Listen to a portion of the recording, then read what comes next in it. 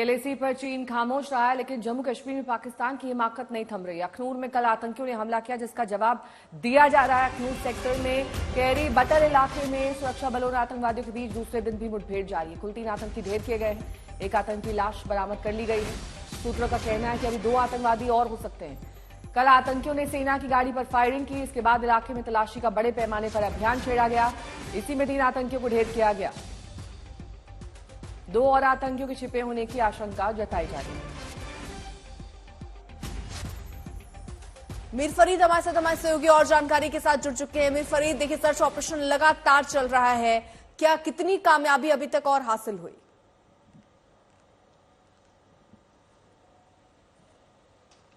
जी, जैसे आपने कहा 3 को जो है ढेर कर दिया गया है और 3 की ही खबर थी, क्योंकि कल सुबह जब ये जो घात लगा के हमला हुआ सेना की गाड़ियों पे, जिसमें एम्बुलेंस भी शामिल थी, तो जो चश्मदीद थे उन्होंने सेना को खबर दी कि 3 उन्होंने देखे हैं और 3 में से कुछ ने जो है आर्मी की जो यूनिफॉर्म पहनी हुई थी, काफी भारी जो है असला उनके पास था और गोली चला के जो है वो जंगल की तरफ भागे हैं। शिव मंदिर का इलाका है और उसके पीछे जो पहाड़ी थी वहां छुपे हुए थे और कल से ही सेना का ऑपरेशन शुरू हुआ।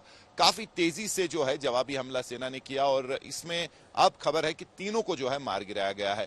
1 की लाश मिल गई है, 2 की स्पॉट हो चुकी है और दोनों की जो है लाश बरामद होगी। लेकिन जैसे आप जानते हैं ऑपरेशन काफी जो है खतरनाक हो सकते हैं, क्योंकि बूबी ट्रैप यानी कि कोई आईडी लगी हो सकती है, ग्रेनेड लगाए हो सकते हैं।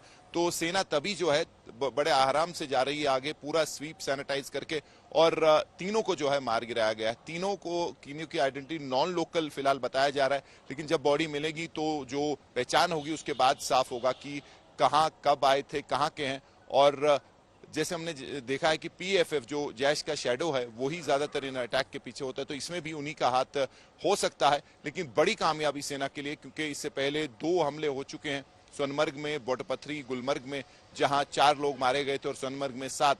तो काफी दबाव था कि काउंटर ऑपरेशन होनी चाहिए और आज जो है ये सफलता मिली है। अभी पूरे इलाके में सर्च चलेगा, स्वीप जिसको आप कहते हैं, पूरा सैनिटाइज होगा कि और कोई आतंकी तो नहीं छुपा है या असला तो नहीं है। वो एक एसओपी रहता है सेना का, लेकिन बड़ी कामयाबी इस ऑपरेशन में। जी मीर, इसके साथ ही आतंकी हमले इस दौरान जब से नई सरकार का गठन हुआ है तब से बढ़ते जा रहे हैं। क्या ये एक मैसेज देने की कोशिश है सरकार को कि अमन और शांति हम बहाल नहीं होने देंगे?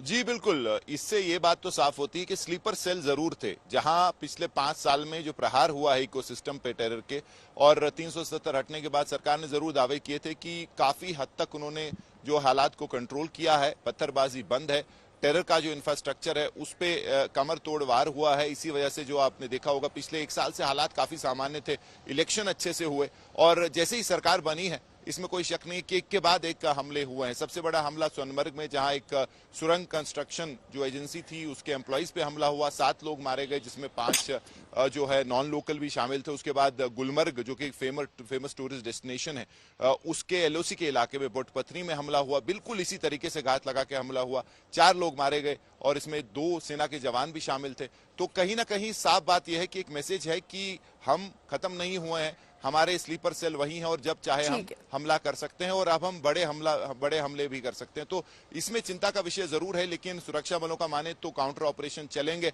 और जगह जगह पे अभी भी जब मैं आपसे बात कर रहा हूं तो सर्च और सैनिटाइजेशन ऑपरेशन चल रहा है। जी, बहुत बहुत शुक्रिया आपका तमाम जानकारी के लिए।